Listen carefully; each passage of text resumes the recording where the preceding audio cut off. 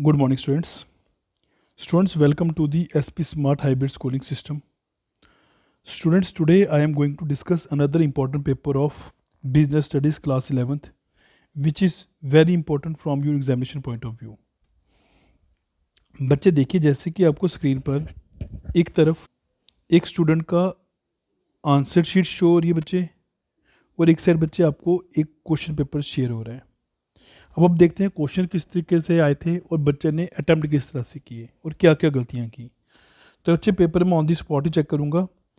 सबसे पहले देखिए बच्चे, क्वेश्चन था सेक्शन ई में 8 मार्क्स में क्वेश्चन था बच्चे, ई बिजनेस का मीनिंग, स्कोप और बेनिफिट्स। इसके साथ और था कि resources required for successfully implementation of E business. तो इन्होंने ई बिजनेस का मीनिंग, स्कोप और बेनिफिट्स करना सही समझा, तो ठीक चॉइस की इन्होंने। पहले उन्होंने बिजनेस का मीनिंग दिया, फिर इन्होंने बताया कि ई बिजनेस जो होता है वो इलेक्ट्रॉनिक बिजनेस होता है, ये कंप्यूटर नेटवर्क्स के थ्रू होता है। ठीक है, इसको करने के लिए इंटरनेट चाहिए होता है। ठीक लिखा बच्चे। स्कोप में इन्होंने लिखा होगा कि business to business, customer to customer, business to customer, intra business. अब बिजनेस टू बिजनेस होता है एक बिजनेसमैन दूसरे बिजनेसमैन से करेगा, ठीक है, या एक फर्म दूसरे फर्म से करेगी। तो ठीक पॉइंट लिखा बच्चे इन्होंने। बिजनेस टू कस्टमर होगा कि बिजनेस कस्टमर को किससे कॉन्टैक्ट करेगा, ठीक है, या बिजनेस एक तरफ बिजनेसमैन होगा दूसरा कस्टमर होगा। जैसे आफ्टर सेल सर्विसेज होती हैं, ठीक है, तो ये बिजनेस कस्टमर को देते हैं। फिर कस्टमर टू कस्टमर, मतलब इस साइड भी कस्टमर होगा उस साइड भी कस्टमर ही होगा। जैसे हम वो OLX पे चीज़ें बेचते हैं, ठीक है, क्लोथ्स बेचते हैं, बुक्स बेचते हैं, या बाइक साइकिल बेचते हैं, customer to customer. Intra business में होगा बच्चे, ये फर्म के अंदर ही ट्रांजेक्शन्स होंगी जो लोग वहाँ पे काम कर रहे हैं। तो बच्चे चारों पॉइंट ठीक लिखे इन्होंने। बेनिफिट्स में लिखा ईज इन फॉर्मेशन, आसानी है फॉर्म करना, स्पीडली होता है, कन्वीनियंस होता है, कॉस्ट सेविंग होता है। बच्चे पॉइंट्स को अच्छे तरीके से एक्सप्लेन किया, पूरे 8 मार्क्स मिल जाएंगे इस क्वेश्चन के। नेक्स्ट क्वेश्चन बच्चे था चेन स्टोर, उसके मेरिट्स और डीमेरिट्स। इसके साथ और था इंटरनल ट्रेड और services provided by wholesaler to retailer. तो इन्होंने चेन स्टोर करना ठीक समझा। चेन स्टोर में इन्होंने पहले चेन स्टोर का मीनिंग दिया कि chain store is system is a network of branches, shops situated at the different localities in the cities at the different parts of the country। ठीक लिखा बच्चे। एग्जाम्पल्स भी दे दी। मेरिट्स में इन्होंने 1 2 3 4 5 मेरिट्स दिए बच्चे इसके। इकोनॉमिक्स ऑफ स्केल होता है, एलिमिनेशन ऑफ मिडल मैन होता है, नो बैड डेट्स होता है, डिफ्यूजन ऑफ रिस्क होता है, लो कॉस्ट होती है। बच्चे उसको अच्छे तरीके से इन्होंने पॉइंट्स को एक्सप्लेन भी किया हुआ है कि इकोनॉमिक्स ऑफ स्केल, क्योंकि यहाँ पे ये लार्ज स्केल प्रोडक्शन करते हैं, लार्ज स्केल परचेज करते हैं, जिससे गुड्स जो होते हैं सस्ते बढ़ जाते हैं। मिडल मैन नहीं होता, डायरेक्ट कंपनी से लेकर बेचते हैं, ठीक है। बैड डेट्स नहीं होता यहाँ पे, क्योंकि ये कैश में काम करते हैं। और लो कॉस्ट होती है क्योंकि ये बल्क में सामान लेते हैं, और साथ में मिडल मैन नहीं होते, एलिमिनेट होते हैं। और रिस्क जो होता है डिफ्यूज हो जाता है, क्योंकि डिफरेंट डिफरेंट ब्रांचेस होती हैं। क्या पता एक ब्रांच अच्छी चल रही है, दूसरी ब्रांच में नुकसान हो रहा है, पर उसकी भरपाई दूसरी ब्रांच कर देगी। ठीक है बच्चे। डी मेरिट्स में लिखो lack of personal touch, limited selection of goods, problem of change in demand और लैक ऑफ इनिशिएटिव। तो बच्चे ठीक पॉइंट लिखा हुआ है कि पर्सनल टच नहीं होता इसमें, ठीक है, क्योंकि ये हायर्ड पर्सन काम कर रहे होते हैं, मालिक जो होता है वो वहाँ पे नहीं होता, तो पर्सनल टच जो है वो नहीं होता। Second, limited selection of goods, यहाँ पे गुड्स की सिलेक्शन लिमिटेड होती है, ज़्यादा चॉइस नहीं होती। Third, problem in change in demand, अगर डिमांड चेंज हो जाए तो ये एकदम चेंज नहीं कर पाते, क्योंकि उन्होंने बल्क में परचेज किया होता है।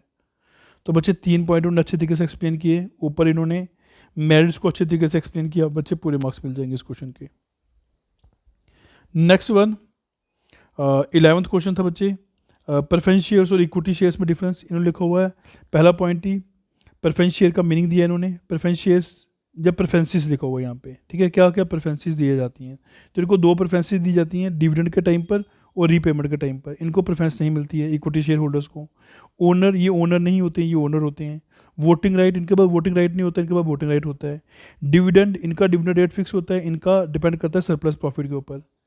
रिडम्पशन, तो बच्चे एक कैटेगरी होती है प्रेफरेंस शेयर की जो रिडीम हो जाती है। Equity shares life time redeem नहीं होते, ठीक है, ये तभी रिडीम होते हैं जो कंपनी वाइंड अप होती है। तो बच्चे ये क्वेश्चन भी ठीक लिखा है इन्होंने, पूरे 6 मार्क्स के मिल जाएंगे इनको। Next 12th question, mail order business, उसके मेरिट्स और डीमेरिट्स। इसके साथ role of chamber of commerce and industry in promoting internal trade. पहले ने chamber of commerce and industries का मीनिंग लिखा, फिर रोल में लिखा ट्रांसपोर्टेशन में रोल होता है, sale tax and value tax में इसका रोल होता है, बच्चे ऑक्ट्राइड और अदर लोकल डिवाइसेस, उस पर इनका रोल होता है। Law to check weights and measures, बेटे लेबर लाइजेशंस और एक्साइज ड्यूटी। देखिए ट्रांसपोर्टेशन में इनका रोल होता है कि जब गुड्स एक जगह दूसरी जगह जाते हैं, हाईवेज बनाने हैं, रोड्स बनाने हैं, व्हीकल के रजिस्ट्रेशन करवानी है, तो इनका काम है।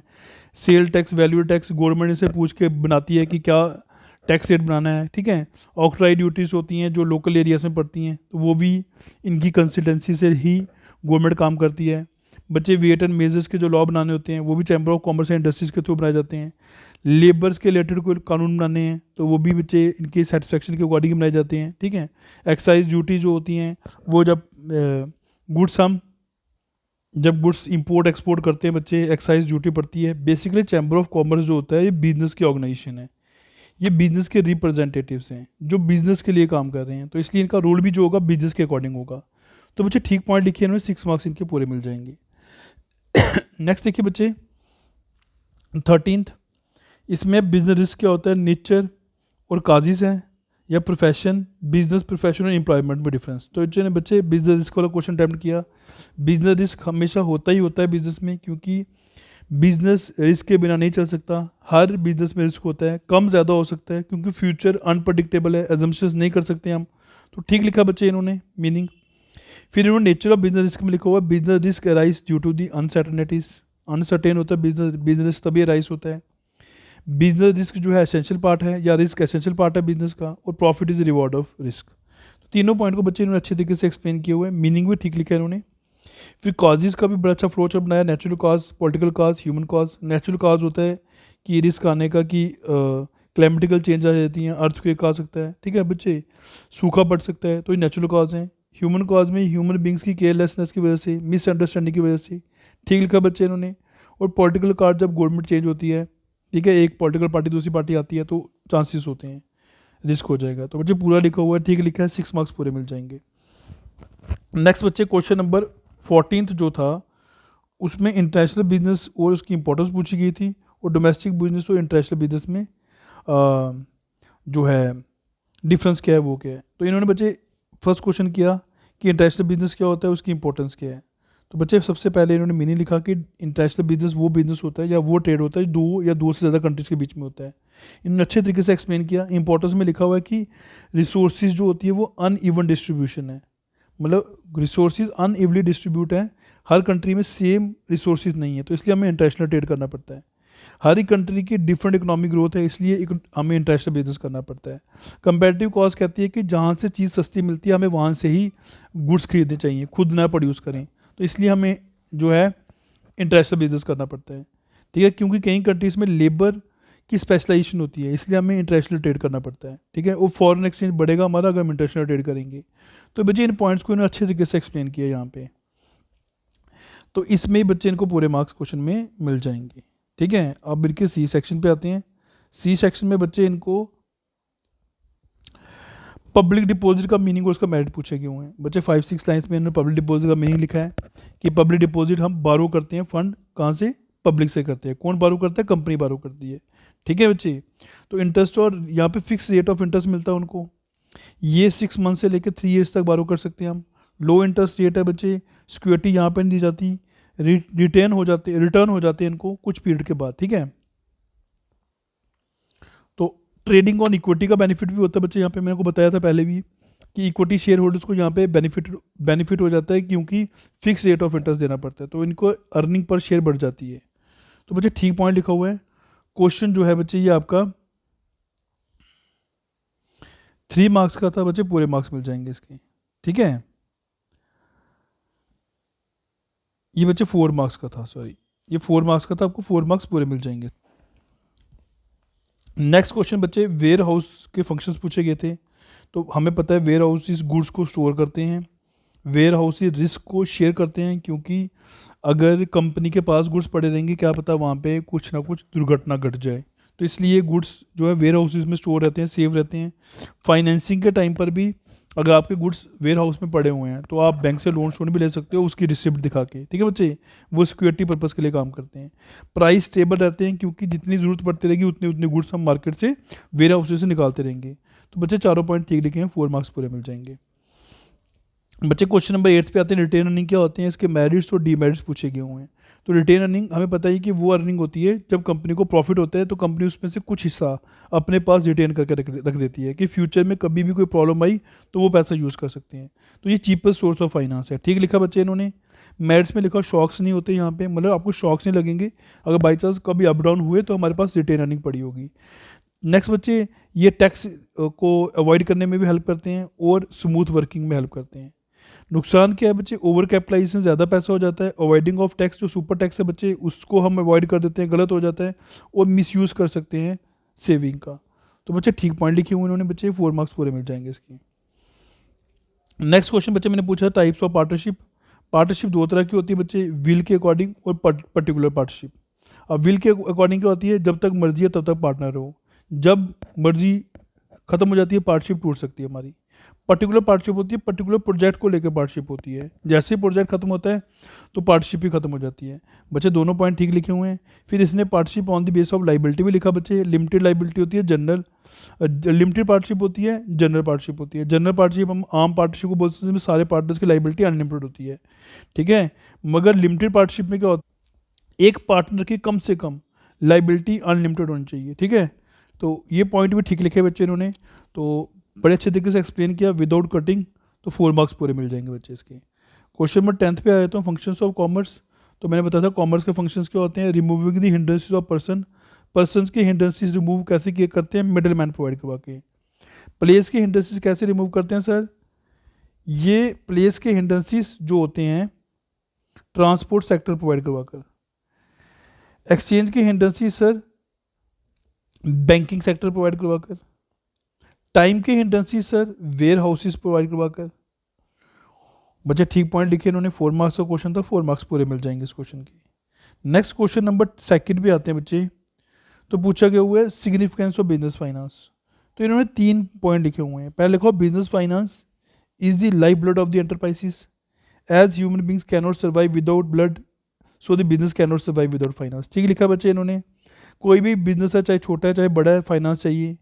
तो there is also need for fix as well as working capital. तो वर्किंग और फिक्स कैपिटल के लिए फाइनेंस की जरूरत पड़ती है। बच्चे बिल्कुल सही लिखा है, 2 मार्क्स पूरे मिलेंगे इसके। बच्चे next 3 limitation of joint Hindu family business. पहला है लिमिटेड रिसोर्सेज, क्योंकि यहाँ पे खाली फैमिली के मेंबर ही वर्क कर सकते हैं, बाहर के लोग अपने रिसोर्सेज यूज़ नहीं कर सकते, इसलिए रिसोर्सेज लिमिटेड होते हैं। नेक्स्ट लिमिटेड मैनेजर स्किल, खाली कर्ता ही सारे बिजनेस को कंट्रोल करता है, तो कर्ता के पास सारी मैनेजर स्किल्स नहीं हो सकती।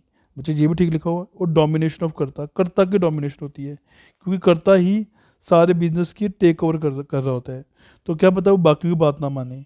तो बच्चे 2 मार्क्स पूरे मिल जाएंगे इसके, ठीक है बच्चे। ये 3 मार्क्स का क्वेश्चन है, ये 3 मार्क्स का बच्चे 3 मार्क्स पूरे मिल जाएंगे इसके।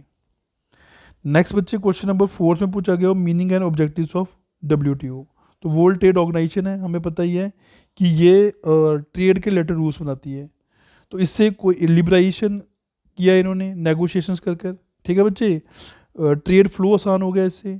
ये रूल सेटअप करती है कि कोई कंट्रोवर्सी ना हो। तो बच्चे ठीक पॉइंट लिखे हैं, 3 मार्क्स मिल जाएंगे।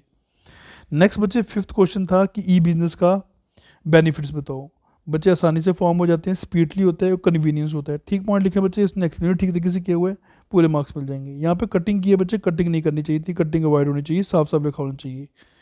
तो माइनस ही ये चीज़ ध्यान देनी है कि पूरा पेपर अच्छा कर दिया और लास्ट में कटिंग करके पेपर को आपने प्रेजेंटेशन कम नहीं करनी है। अब देखिए बच्चे ऑब्जेक्टिव्स में क्या था। पहला ऑब्जेक्टिव था non economic activities are carried with of earning profit. No sir, non economic activity profit के लिए काम नहीं करती। ठीक लिखा बच्चे इन्होंने। Partners whose age is below 18 years is called dash partner, बेटा माइनर पार्टनर होता है, ठीक है। सर्विसेज इंटेंजिबल होती हैं और इनकंसिस्टेंट होती हैं बच्चे, बोथ BNC। ठीक लिखा हुआ बच्चे। फिक्स कैपिटल क्या होती है बच्चे, जो हम फिक्स एसेट्स खरीदने के लिए यूज़ करते हैं। तो ठीक लिखा हुआ उन्होंने। DIC बच्चे में बताया डिस्ट्रिक्ट इंडस्ट्रियल सेक्टर्स। ठीक लिखा बच्चे इन्होंने।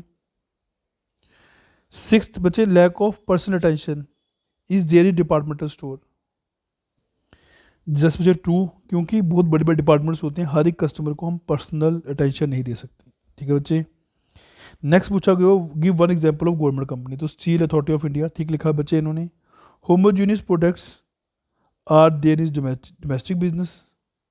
तो हमें पता है कि होमोजीनियस प्रोडक्ट आइडेंटिकल प्रोडक्ट्स होते हैं, तो डोमेस्टिक बिजनेस में मोस्टली ऐसे प्रोडक्ट होते हैं। टू बच्चा ठीक लिखा है इन्होंने, इनको पूरे 8 मार्क्स मिल जाएंगे। तो इट मीन टू से इन्होंने जो पेपर अटैम्प्ट किया बच्चे वो सारा ही ठीक किया हुआ है।